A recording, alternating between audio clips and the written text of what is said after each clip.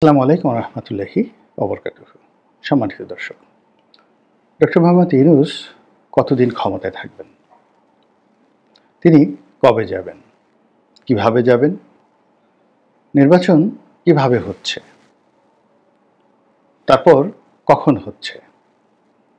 স্থানীয় সরকার নির্বাচন কি আগে নাকি জাতীয় নির্বাচন আগে?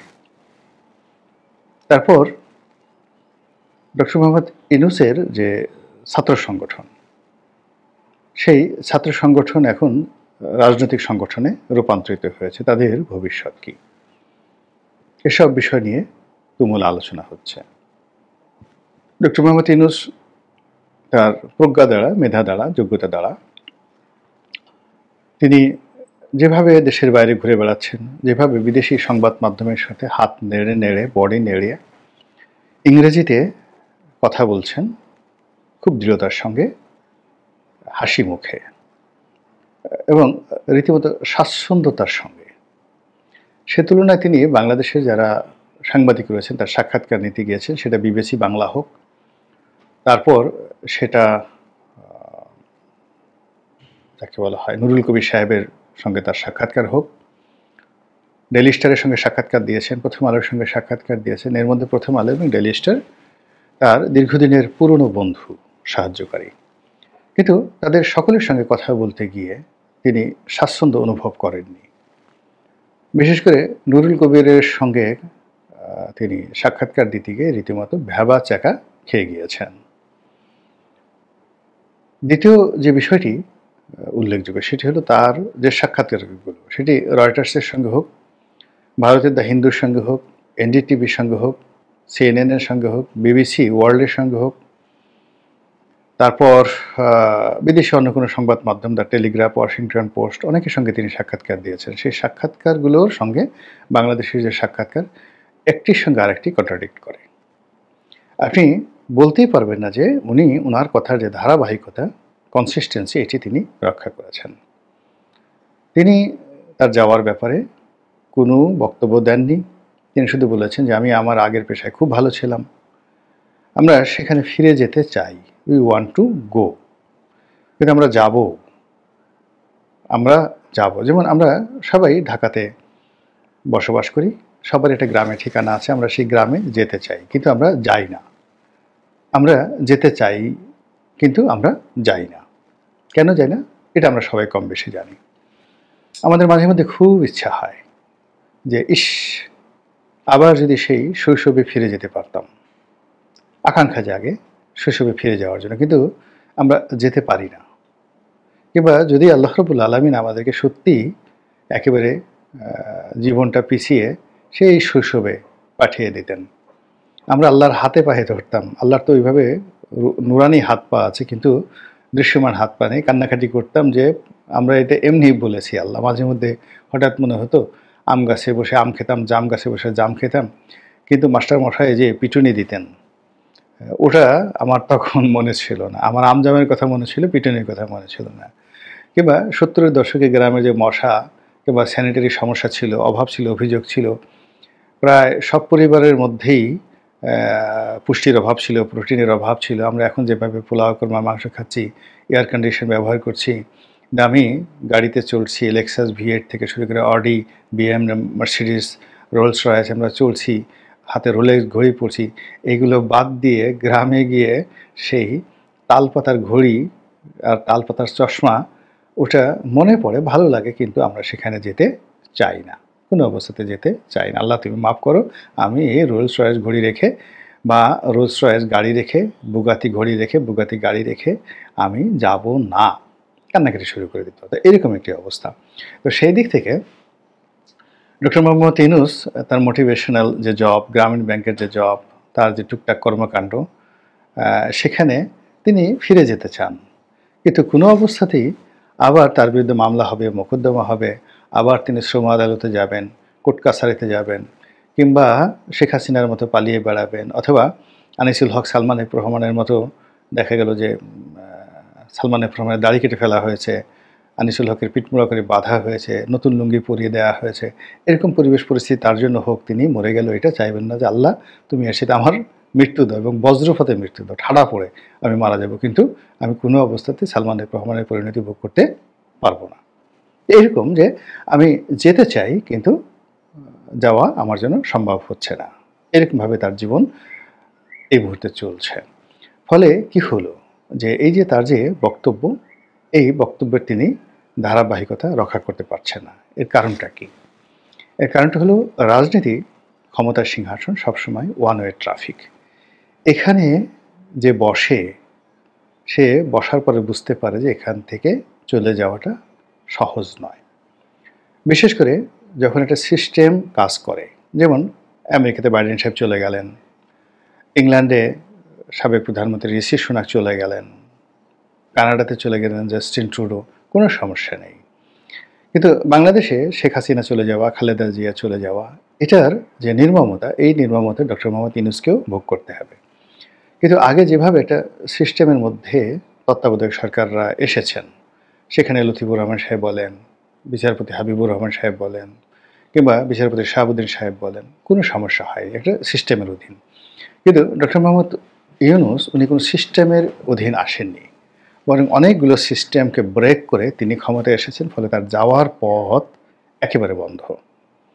এবং তিনি এখন যদি তারা একেবারে আপনজনকেও তিনি বসান, যেমন দেখা গেল মঈনুদ্দিন এবং ফখরুদ্দিনের সঙ্গে আওয়ামী লীগের একটা দফারফা হয়েছিল, এবং এটা প্রণব মুখার্জির মধ্যস্থতায়।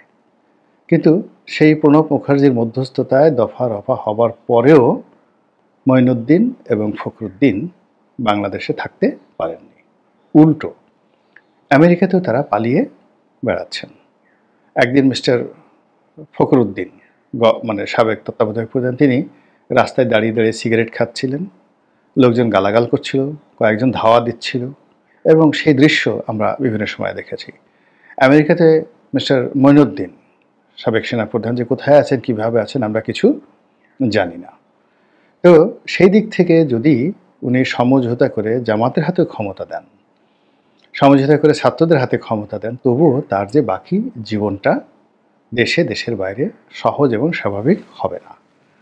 তো এই কারণে তার বা তার যারা লোকজন রয়েছেন, তারা যদি চিন্তা করেন যে আমরা তো মরছি শেখ হাসিনার মতো, শেষ দেখে মরব। শেখ হাসিনা যখন 2014 সনে বুঝে গেছেন যে তিনি যে কর্মটি করেছেন, সেই কর্মে তার আর কোনো সেফ এক্সিট নেই।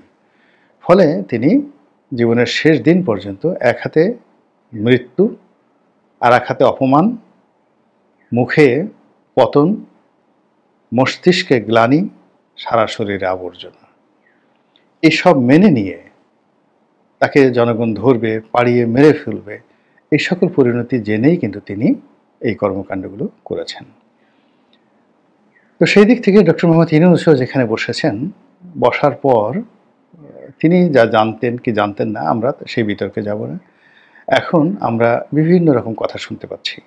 প্রথম কথা হলো, তিনি এমনি এমনি আসেননি, এখানে একটা ম্যাটিকুলাস প্ল্যানের মাধ্যমে এসেছেন। কথাটি তিনি মুখ ফুসকে বলে ফেলেছেন, কিন্তু এখন এটা প্রমাণিত।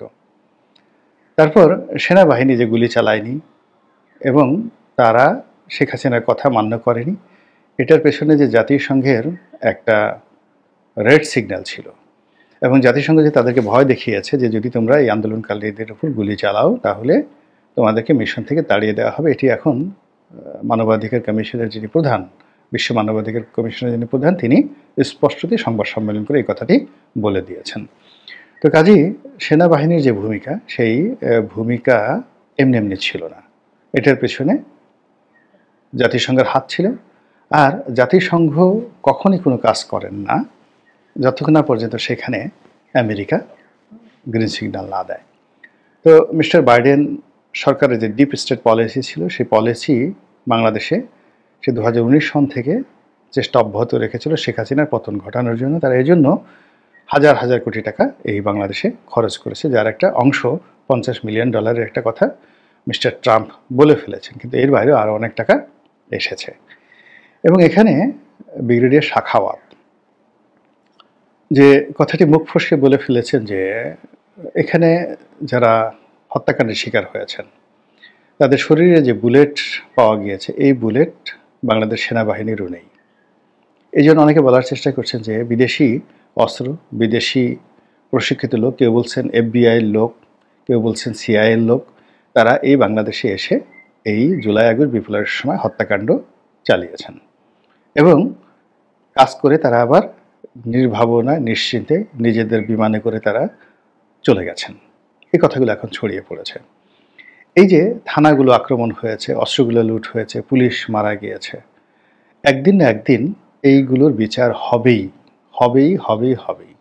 তো এই আশঙ্কাগুলো মাথায় রেখে এখন যারা ক্ষমতায় রয়েছেন তারা কোনো অবস্থাতেই স্বস্তি পাচ্ছেন না।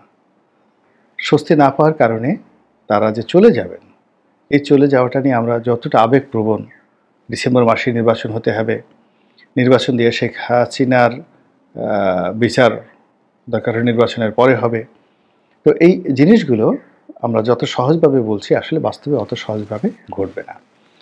এখানে একটার পর একটা জটিলতা তৈরি করা হবে এবং একটা জটিল পরিস্থিতি সরকারের পক্ষ থেকে তৈরি করা হবে এবং ওটাকে সামাল দেওয়ার জন্য আরও 10টা জটিল পরিস্থিতি তৈরি হয়ে যাবে, একটা প্রাকৃতিক আর একটা কৃত্রিম।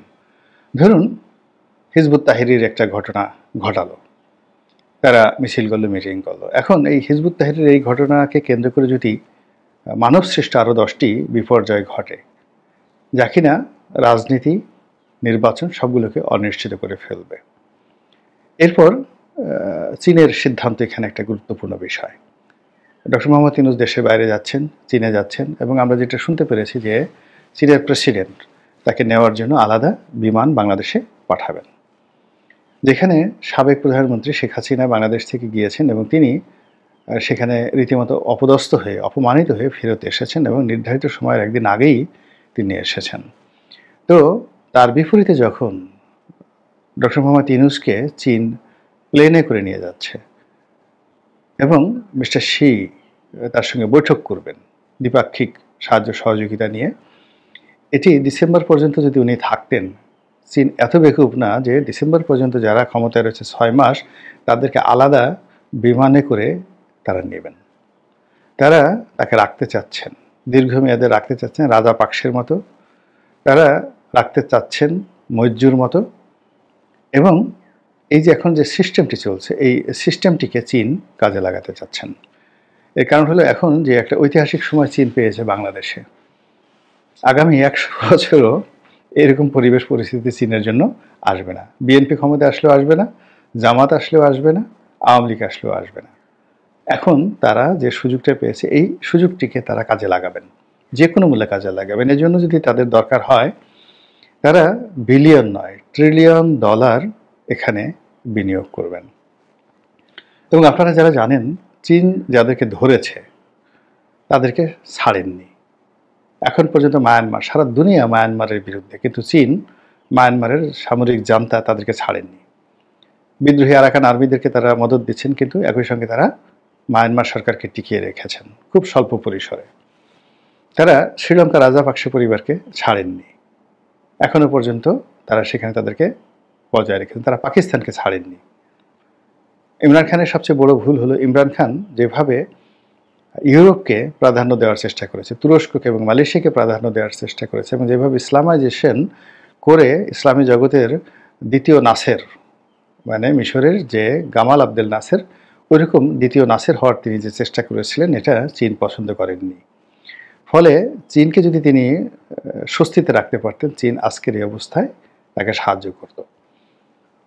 তো শেখ হাসিনার যে বড় ভুল, চীনের সঙ্গে যে ভুল তিনি করেছেন, সেই ভুলটি অবশ্যই এই সরকার করবে না, এবং সেটা আলটিমেটলি এগিয়ে নিয়ে গেছে।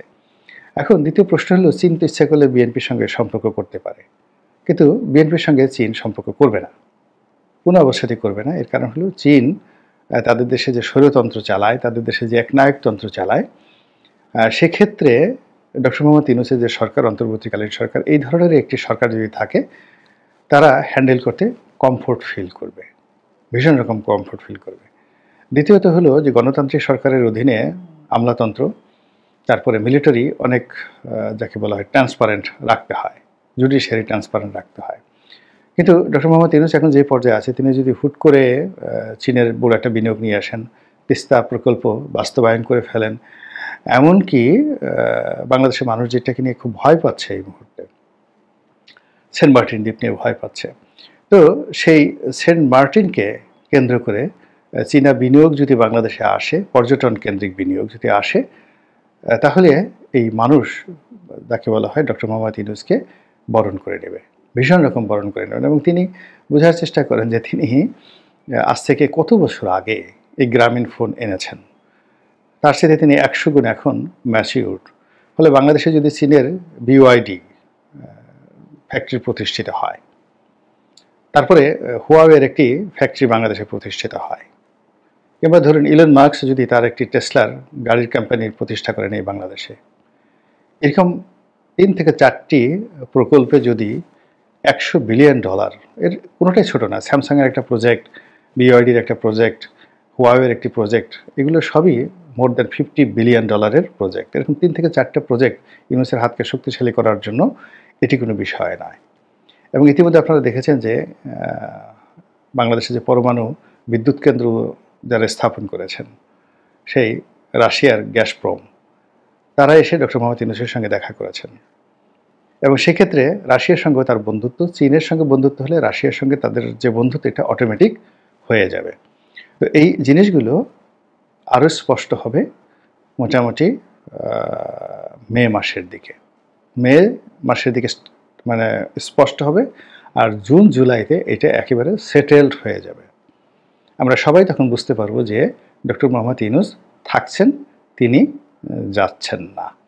এর কারণ হলো, আপনি যদি তার কর্মকাণ্ডগুলো দেখেন, আমি এখানে 7টি কারণ বলেছি, এখানে আপনি 70টি কারণ দেখতে পাবেন যে তিনি খুবই সুপরিকল্পিতভাবে প্রথম দিকে অনেকগুলো সমস্যা তৈরি করেছেন। মানুষ হাহাকার, আইনশৃঙ্খলা, মানুষ হাহাকার, এটা নাই ওটা নাই। এখন এই সেনাবাহিনী প্রধান বিদেশ থেকে আসার পর হঠাৎ করে ধরপাকড় শুরু হয়েছে, সমন্বয়কদেরকে ধরা হচ্ছে, বিএনপির লোকদের ধরা হচ্ছে, জামাতের লোকদেরকে ধরা হবে। এবং মাঠ ক্লিয়ার করতে সরকারের সময় লাগবে হাইয়েস্ট 7 to 10 days। এবং মানুষ তখন হই হই করে বলতে থাকবে, ইয়া ইউনূসু, আমরা আপনাকেই চাই। তাহলে প্রথমত হলো মানুষের কাম্যতা। প্রথমে যদি আইন শৃঙ্খলাটা এস্টাবলিশ করতেন, তিনি শেখ হাসিনাকে গালি দিতে পারতেন না। এখন তিনি শেখ হাসিনাকে গালি দিলেন, বিএনপিকে গালি খাওয়ালেন, জামাতকে পচালেন, সমন্বয়কদের যে অংশটি বাড়াবাড়ি করতো তাদেরকে পচালেন। এরপরে সবাইকে ধরে যখন একটা কাম্যতার সৃষ্টি হলো, আপনার তৃষ্ণা লাগলে যখন পানি দেওয়া হয়, পানির জন্য আপনি থ্যাঙ্কস দেবেন, আর তৃষ্ণা না লাগলে তো আপনি কাউকে থ্যাঙ্কস দেবেন না। তো এই বাঙালিকে তিনি তৃষ্ণার্ত করেছেন। তৃষ্ণার্ত করার পর এখন তিনি পানি দেবেন, এবং পানি তিনি আলটিমেটলি দেওয়া শুরু করেছেন। ঢাকা শহরে ছিনতাই হচ্ছে, ডাকাতি হচ্ছে, এটা পুলিশের জন্য, আর্মির জন্য, এটা 1 ঘন্টার বিষয় নাকি। মোল্লারা শেখ হাসিনার ভয়ে সারাদিন ইয়ানফসি করতো, তাদেরকে সোজা করতে সেনাবাহিনীর কয় মিনিট সময় লাগে? Just 5 minutes. তো এই কাজগুলো শুরু হয়ে গেছে। শুরু হওয়ার পরে এরপরে কিছু দান, মানে কিছু দিতে হবে। কর্মসংস্থান থেকে শুরু করে অন্যান্য যে বিষয়গুলোতে অভিযোগ আমরা শুনতে পাচ্ছি, এটা হচ্ছে না, ওটা হচ্ছে না, এই জিনিসগুলো হয়ে যাবে। কতগুলো ব্যাংক মার্জ হয়ে যাবে, কতগুলো ব্যাংককে দেউলিয়া ঘোষণা করে দেওয়া হবে, এবং কতগুলো ব্যাংককে শক্তিশালী করে দেওয়া হবে। এবং পুরো অর্থ ব্যবস্থা, এখানে রুবায়েত ফেরদৌস শেয়ার মার্কেটে ধরা পড়েছে। সব মিলিয়ে আপনি জুন জুলাইয়ের মধ্যে একটা অর্থনৈতিক ব্যাপক পরিবর্তন আপনারা দেখতে পাবেন। আর এই কর্মকাণ্ডগুলো চালিয়ে নেওয়ার জন্য ইতিমধ্যে তিনি বেশ কয়েকজন তার বিশেষ সহকারী নিয়োগ দিয়েছেন, বেশ কয়েকজন নতুন উপদেষ্টা নিয়োগ দিয়েছেন। এবং আপনি লক্ষ্য করেন যে আগের মতো উপদেষ্টাগুলোদের মতো তারা বৃদ্ধ নন, বা অনেকের বিরুদ্ধে বিতর্কিত নেই। এরা যথেষ্ট প্রফেশনাল, দেশ এবং বিদেশে তারা কর্মদক্ষতায় অভিজ্ঞ। কাজেই এই লোকগুলো যখন পুরো কর্তৃত্ব প্রতিষ্ঠা করে ফেলবেন, এবং আপনি দেখবেন যে মে মাসে, জুন মাসে আরও 10 জনের মতো উপদেষ্টা নিয়োগ করা হবে। আরও 10 জন উপদেষ্টাকে যখনই নিয়োগ করা হবে, তখন মন্ত্রণালয়ের যে কর্মকাণ্ড, সেই কর্মকাণ্ডে অনেক গতি চলে আসবে।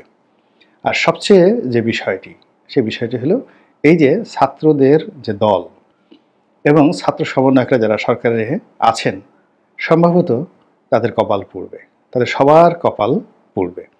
এবং তাদের সেই কপাল পোড়ার পরে সব মানুষ ডক্টর মোহাম্মদ ইউনূসকে যাকে বলে হই হই রই রই করে তালি বাজাবে যে না বাপের বেটা, আপনি তো বাংলার নেপোলিয়ান, আপনি তো বাংলার বোনাপার্ট, কী সব চ্যাংড়া ফুলাফান টুলাফান আপনাকে জ্বালাতো, আপনি তাদেরকে এমন ছাকা দিয়ে দিয়েছেন যেটা বলার মতো। এমনি সংগঠনের মধ্যে অনেক গণ্ডগোল, এবং আপনি চিন্তা করেন এখন সংগঠনের 2-4 জন এত বিরক্তিকর ব্যক্তি হয়ে গেছেন, তাদেরকে যদি গ্রেপ্তার করা হয়, মানে ফুলের মালায় ডক্টর মোহাম্মদ ইউনূসের যে বাসভবন, সেই বাসভবন ভরে যাবে, কেউ যাবে না ওখানে গিয়ে শুধু ফুল ছুটেই আসবে 2 থেকে 3 জন সমন্বয়ককে গ্রেপ্তার করা হলে। এরপরে যে সকল সমন্বয়করা মাস্টার মাইন্ডরা এখন আছেন সরকারে, তাদেরকে যদি বিদায় করে দেওয়া হয় এবং প্লেনে করে যে আব্বা তোমরা যাও হজ করে আসো, উমরা করে আসো, আপনি দেখবেন যে ঢাকায় মিছিলে মিছিলে ভরে গেছে, মিছিলে ভরে গেছে। তো যার জন্য ডক্টর মোহাম্মদ ইউনূস, আমার মতো সাধারণ মানুষ, 2 পয়সার মানুষ, আমি যদি এই জিনিসগুলো বুঝি, ডক্টর মোহাম্মদ ইউনূসকে এই জিনিসগুলো বুঝেন না? অবশ্যই বুঝেন। এবং বুঝার বলে তিনি কি করবেন না? অবশ্যই করবেন। আর তিনি যদি এগুলো করেন, তাহলে তিনি কি চলে যাওয়ার জন্য করবেন? অবশ্যই না, থেকে যাওয়ার জন্য করবেন। আল্লাহ আমাদের সবাইকে হেদায়েত দান করুন। আসসালামু আলাইকুম ওয়া রাহমাতুল্লাহি ওয়া বারাকাতুহু।